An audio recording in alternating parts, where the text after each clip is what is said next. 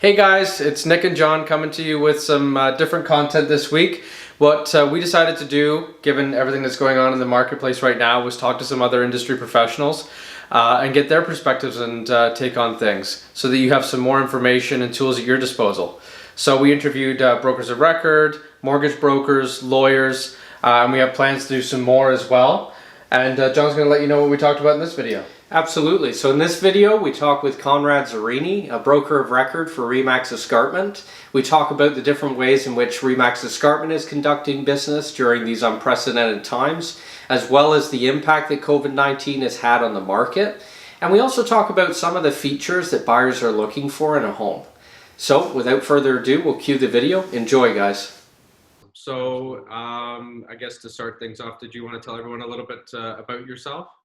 Just to give them a quick background. Obviously, we know who you are, but yeah, sure. Well, I refer to myself as an SOB, son of broker. My parents back in 1970 started a small brokerage in a gritty part of Hamilton, so to speak. And over the years, we expanded and merged with other companies. So in 1980, we became a RE/MAX franchise, and from 80 till now, we've kind of amalgamated or merged probably with about, 5 or 6 companies, independents and RE/MAX offices. And now we serve everywhere from Oakville all the way to the U.S. border. We have one of our offices that is near the border in Fort Erie. So, and it's pretty continuous flow with under 700 agents and 10 offices. yeah, and well, we've been appreciative, not to blow smoke or anything, but the last couple of weeks, what you guys have been doing with the Zoom meetings and everything else, it helps to keep people on track. Because I think if you didn't have it, people would slip and they'd stay in the sweat all day rather than actually getting some work done, right? So it's still nice to have it. So we appreciate it for sure. Even my folks who aren't the most tech savvy, they love going on there and watching the videos and things like that. It helps. Well, it's interesting because people have said they've shared some of our Zoom meetings, especially the ones with the partners, and they've sent it to their clients. So that's what we want them to do. Exactly. Yeah, and we've got one coming up on Monday with Alana. So Perfect. I'm gonna sit down with her and just talk, well, virtually, and just talk about whatever's going on, because I know she said there's a few deals they've seen fall apart, so it'd be interesting. But no, we just wanted to talk to you about what Escarpment. I know you were one of the first brokerages, or we were one of the first brokerages to start alter the way we do business. But how has it impacted you and how you kind of perceive the business right now, like as far as showings go and open houses? Obviously those have all been discontinued. Well, I think that some of the things that we've been talking about in the past, in terms of giving the client a heightened experience online and offline, have finally paid off. I think we did those investments in the past with our virtual listing presentations through Real Intro, the studio product, that kind of thing, storybook, online storybook, or brochures about properties, multimedia, and all that kind of thing. I think doing all that, and then now it's actually really needed, is important. And I think what's going to come of this is, I think, a lot of these practices that we were doing prior, but not to the degree we're doing today, are going to probably extend into the market and become commonplace. I think we're going to see that virtual open house, I think, is pretty amazing. I think we're going to see, as time goes on, we'll get back to regular open houses, but I think there's still going to be a mechanism or a need to do that virtual open house, and traffic is going to be measured. When a seller asks us, like, what was the traffic like? We're going to say, okay, we had so many in person and we had so many online with regards to the virtual open house. I think that's going to open up the market that much more to a wider range. Maybe some people think, well, you know what, maybe I'm not going to go to that drive to Hamilton or Burlington or Oakville. I'll look at it up at the comfort of my own home and make that decision. So I think that is going to open up a wide range of appeal to buyers and to sellers. I think the other piece is telling a story about the property. that much more. I think any more data or anything else that we can embed either in a storybook or a blog about the property and all that kind of thing, I think it's just going to enhance things. So, like, look, if I'm going to look at, let's say, I got to choose this cautiously.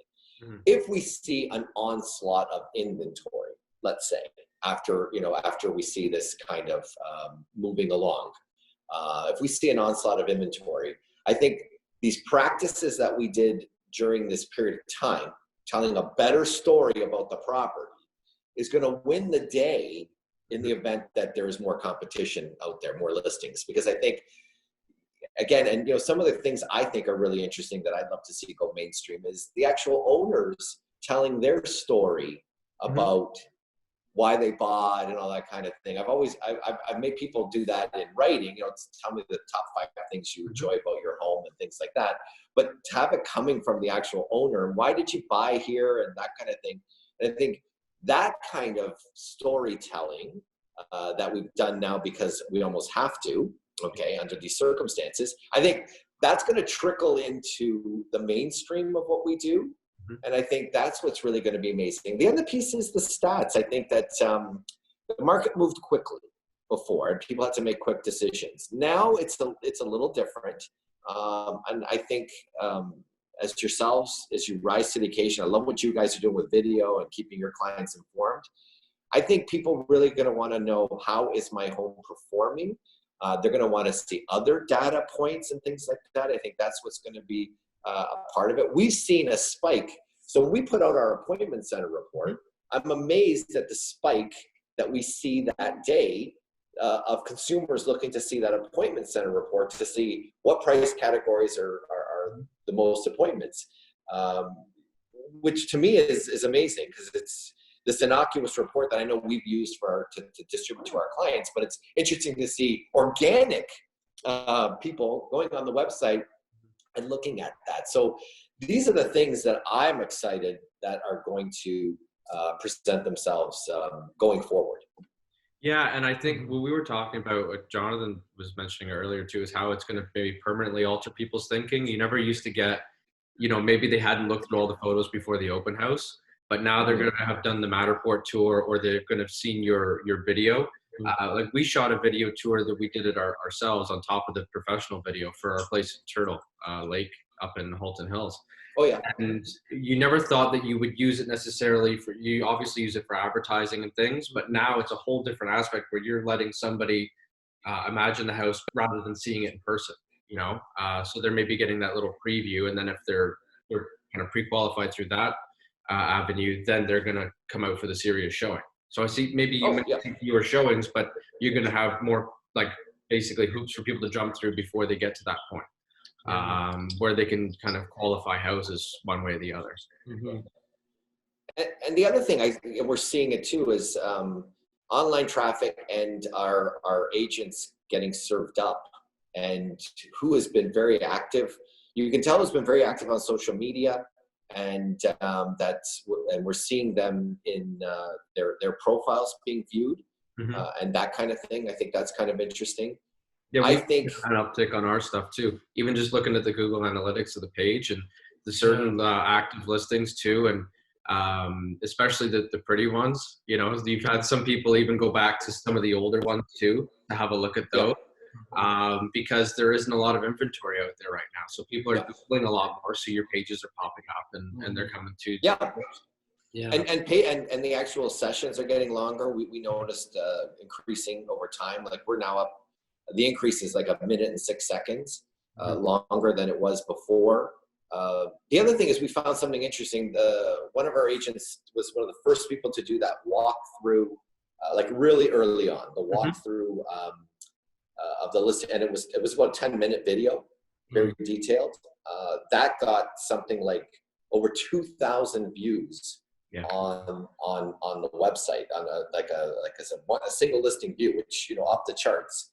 So again, consumers are looking for that full experience a lot. And I like what you said too. Now people are going to really look at the photos and be that much more discerning in terms of, before they go look at a property. And I think the other piece too, which is interesting, I think, and it's coming, is that now I think agents, and I know you guys do it because you deal in a certain pocket, and I know you're looking at qualifying the buyers when a buyer representative calls you about a list showing, you're going to do that due diligence that much more. And I think the agent that takes that on, because we've been taking that on now a little bit more, saying, hey, listen, we want to limit the amount of face-to-face showings, have your people driven by, they looked at the video, all that kind of stuff, right? And then even getting deeper into pre-qualifying the buyers. So I think that's an expectation. And I know your group, your team has been doing that all along. Maybe it'll trickle into the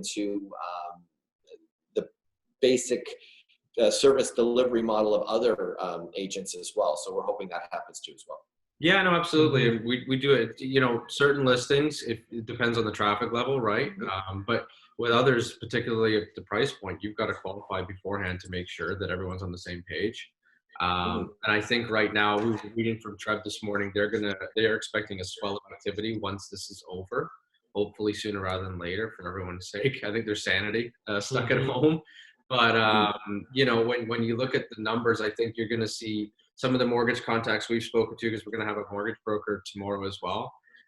They're seeing maybe some more refis coming when this is over. And then you're also going to be seeing some people who are either looking to get into the market, like it's an opportunity.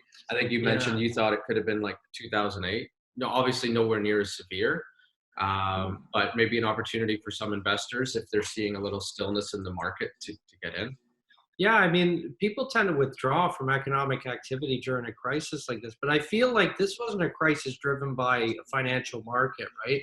It's a health crisis. So I think it may be different in that respect, but I wanted to get your take on things. Do you think this is a good opportunity maybe for buyers as an investment while things are quiet before they normalize?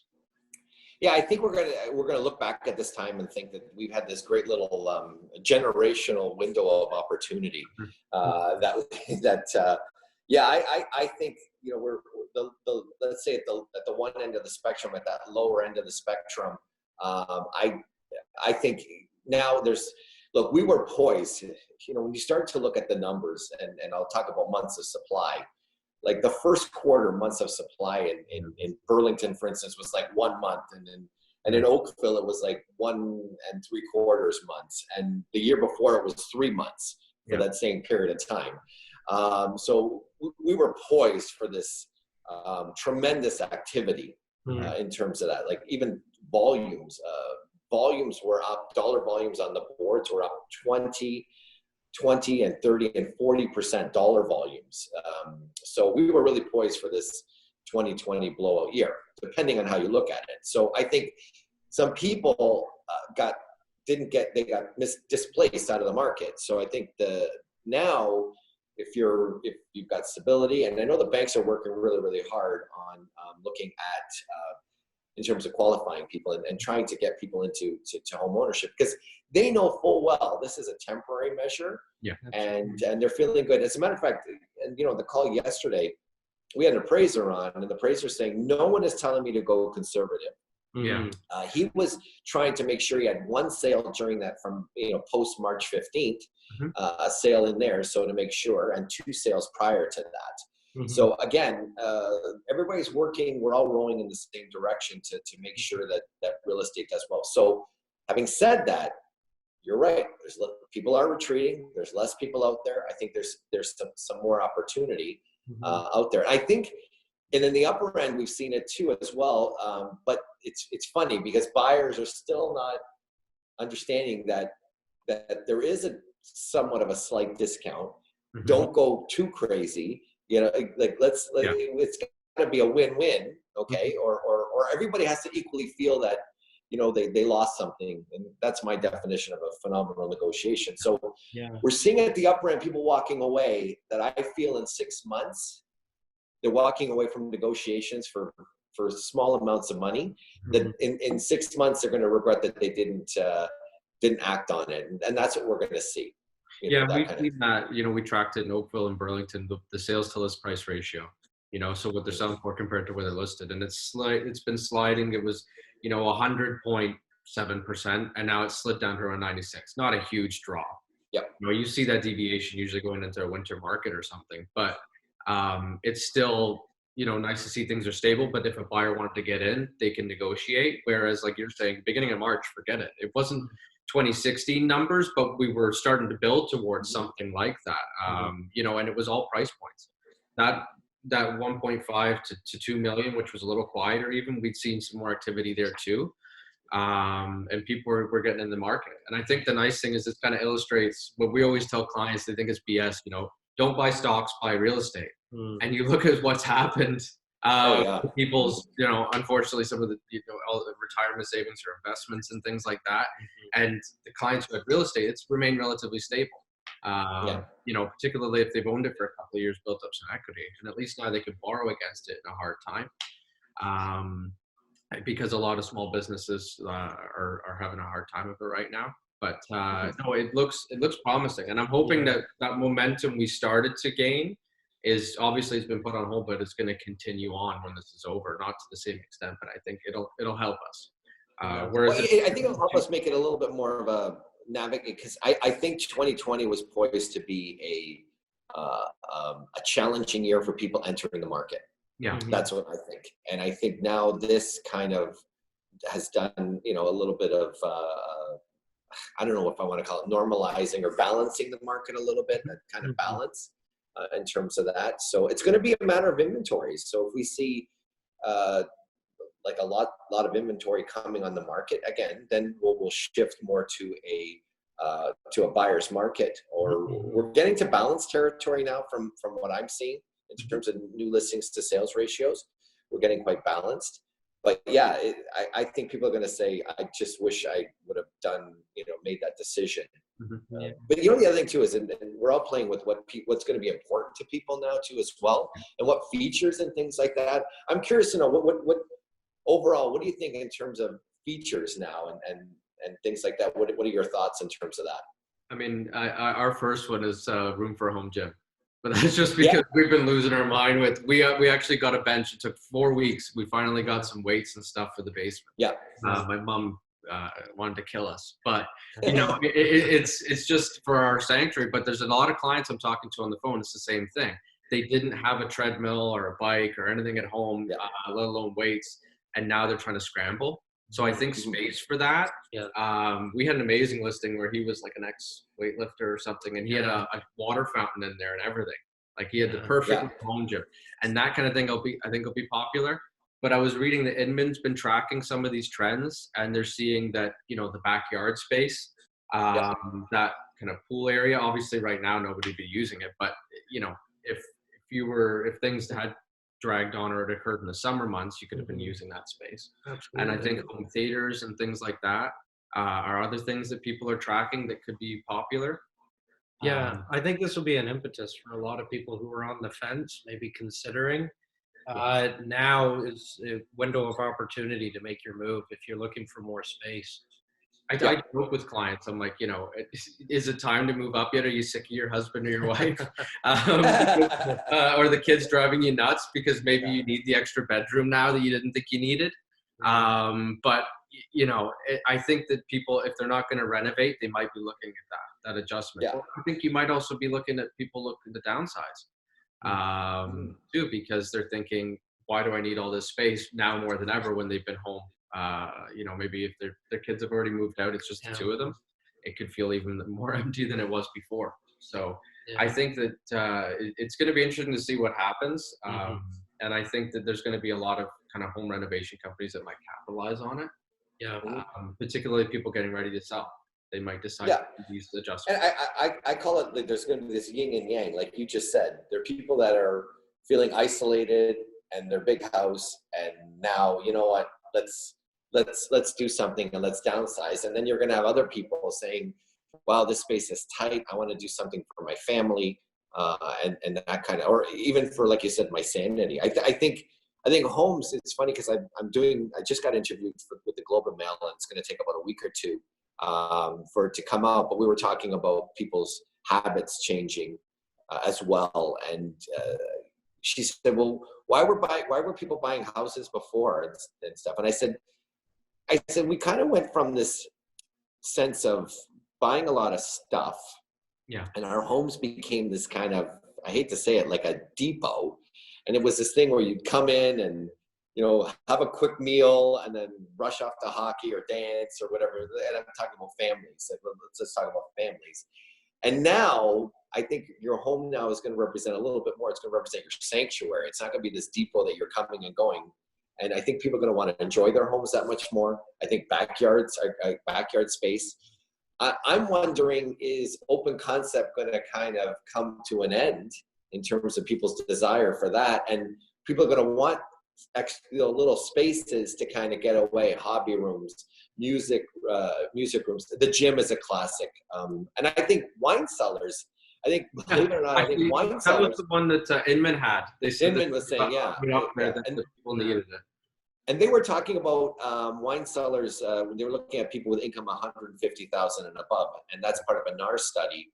But I'll say this: I think wine cellars might become more mainstream, and I think it's going to be more like a room where you'll go to taste, maybe have appetizers. I think people are going to create an environment in their home, and people start cooking now.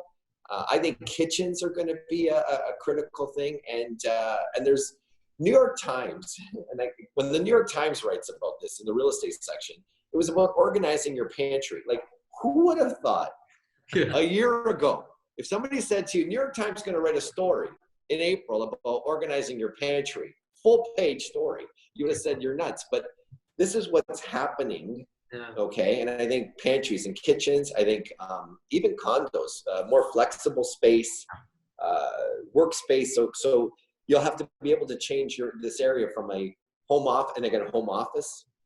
As a matter of fact, I think condos, you're going to have this. Okay, I want to be able to turn this into a workspace to cook on. Then I want to make it a workspace to work. Like create my home office here or what have you. And then this is also a dining space as well. So I think people are going to start to think in those terms. And I think that's where some of those renovators and I think we're going to start to see even cabinet people, storage and all that kind of stuff is going to become that much more important. But we did have that trend, and that woman that was talking about decluttering, she became a sensation. I can't remember her name, where you look at the item, if I don't use it for a year, I'm trying to think of her name. But you see that? Yeah, that trend was already coming. And I think now, the having stuff is not going to be that important, but I think you're going to want to have space as an experience in your home as well. Because even like in my condo, I found it hard because I put in a post up this about, I think last week, and it was, do you go to the couch for your home office? Because it's not the right, I've got a den that's set up as a home office, but then you start to get sick of looking at that wall for, out of the 4 hours or whatever you're doing for your work. So then you start to look around the space and like, you need that versatile room. And I know with my parents' place, they've got the office down in the basement or the one in the kitchen. And they set up, and nobody wants to work out in the basement. Exactly. They don't want to look at that little eyebrow window and feel like ashamed to be working at home. Exactly. And I had a client, a beautiful home office in her basement. She said she never used it because it was just not for her. So I think you're right. You're going to see more people using those because they became like dumping grounds for the kids' toys. And now it's going to get flipped over. They're finally going to be like, oh, wow, I could actually use this now. Well, when you think of the home office, right, you think of people's cubicles or their own offices in their office, right? And they made it their own space. And then we're going to start to see people create this office because, again, look at the background. I think what people are going to want, when they're doing these meetings, I think Zoom and all these types of meetings are going to probably become a lot more mainstream too as well. I think people are going to commute, if they're commuting to Toronto 5 days a week, maybe they're going to go 2 days a week and they figure out they can work at home.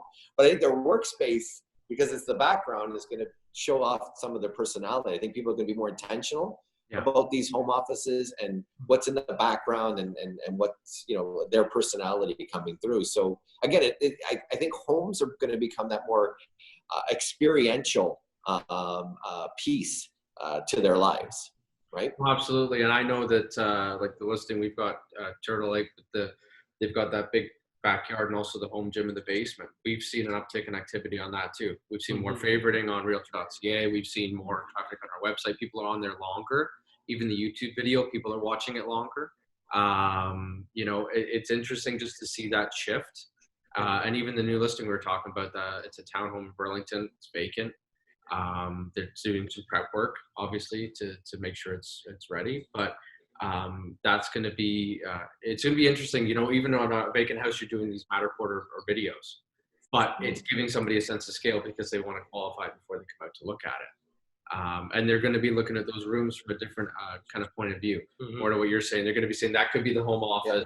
This could be the living dining. I know people I knew last year were already talking about maybe less open concept. They wanted that kitchen to be maybe a little closed off from the dining room so people don't see the mess when they're over. Exactly. And I think that now more than ever, because again, you don't want to keep looking at the same surfaces all day long if you're at home more often. And I think now as realtors, and you just popped something in my mind in terms of what this space could be. And there are some great, we have some great tools for virtual staging. And I think you're almost going to have a section about the property saying what could be. You know, this could be an ideal gym.